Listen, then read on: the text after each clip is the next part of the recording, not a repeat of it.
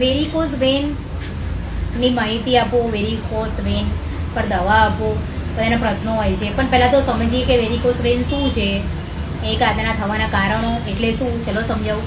Varicose van એટલે પગની નસો ફૂલી જવાની જે પીડાદાયક તકલીફો એને કહેવાય વેરિકોઝ વેન. હવે એટલે શું એ વિગતવાર સમજીએ. તો આપણા શરીરમાં લોહીને પાછું હૃદય સુધી પહોંચાડવાનું જે કામ કરે નસો એટલે કે વેન, આ વિરુદ્ધ એટલે કે લોહીને ઉપર ચડાવવા માટે પગની નસોમાં નાના વાલ આવેલા હોય છે, જે લોહીને પાછું નીચે પડતું અટકાવે છે અને હૃદય સુધી પહોંચાડે છે. વાલ પગની અંદર નસોમાં જે નાના વાલ હોય. હવે આ કારણસર જો બગડી જાય, નબળા પડી જાય આ વાલ, તો શું થાય, યોગ્ય રીતે લોહી ઉપર ચડતું નથી અને નસોમાં નીચે જમા થવા લાગે છે. અને એના કારણે પગની નસો ફૂલી જાય, વાંકી ચૂકી થઈ જાય, ભૂરા રંગની, જાંબલી રંગની થઈ જાય અને ચામડી પર ઉપસીને દેખાઈ આવે તમને, એને કહેવાય વેરિકોઝ વેન. આના થવાના કારણો શું, ચલો સમજીએ.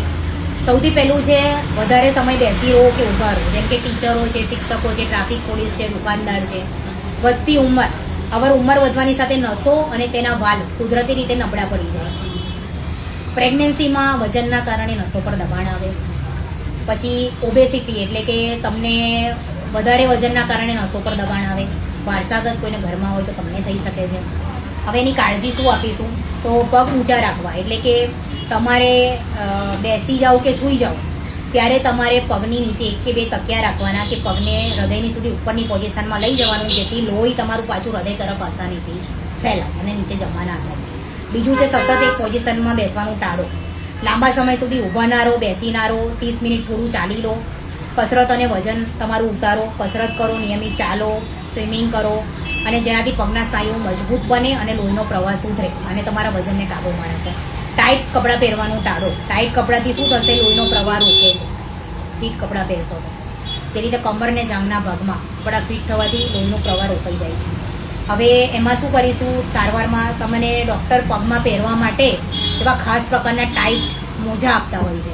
એ મોજા શું કરે, સતત દબાણને બનાવી રાખે અને લોહીને ઉપર તમને ધકેલવામાં મદદ કરે અને દુખાવો ઘટાડે છે. હવે જો આ તકલીફો સતત વધતી જાય તો ડૉક્ટરની અચૂકથી મુલાકાત લઈને સારવાર ચાલુ કરવી, અને જે રીતે તમને નાની બાબતોની જે સાવચેતી આપવાની છે એ કરશો તો વેરિકોઝ વેનની તકલીફ જ નહીં થાય.